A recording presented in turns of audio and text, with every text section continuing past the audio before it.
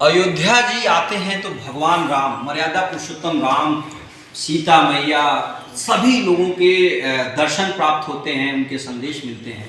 Love कुश जो अपने माध्यम से भगवान राम के दरबार में जब वो अपने गीत गा रहे थे, भजन गा रहे थे और कथा सुना रहे थे, तो वो सभी को वो वर्णन याद है।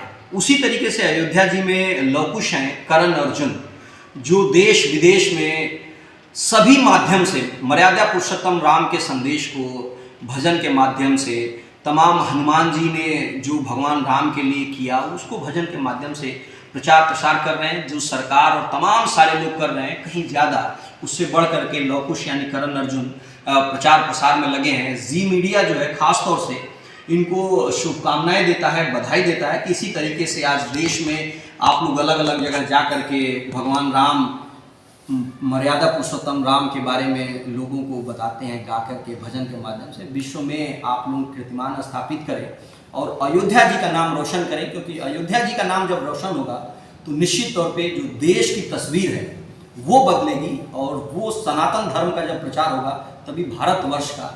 तो इसलिए आप दोनों को बहुत बहुत बधाई, शुभकामनाएं। आप सबका जी मीडिया का बहुत हम लोग के ऊपर सहयोग रहा है, सपोर्ट रहा है, क्योंकि हमेशा से हम लोग के भजन को और अयोध्या आकर हमेशा प्रसारित करते हैं। इसके लिए मैं तहे दिल से शुक्रिया और दीपोत्सव की हार्दिक बधाई। आपसे जुड़े सभी को बहुत बहुत शुभकामनाएं और आपका आशीर्वाद, आपका हमारे साथ सपोर्ट ये हमेशा बनी रहे, यही हम आपसे कामना भी करते हैं। हम लोग सर वैसे भी बहुत सौभाग्यशाली क्योंकि मिथिला धाम में जन्म हुआ और स्वयं मिथिला धाम से किशोरी हम लोग अपने ससुराल में यानी राम जी के जन्मभूमि पे, मर्यादा पुरुषोत्तम भगवान की जन्मभूमि पे हम लोग का यहाँ से कार्यकाल रहा और अभी तक है। यहाँ के संतों की, यहाँ के हनुमान जी और ठाकुर जी की बहुत बड़ी हम लोग के ऊपर अनुकंपा कृपा है।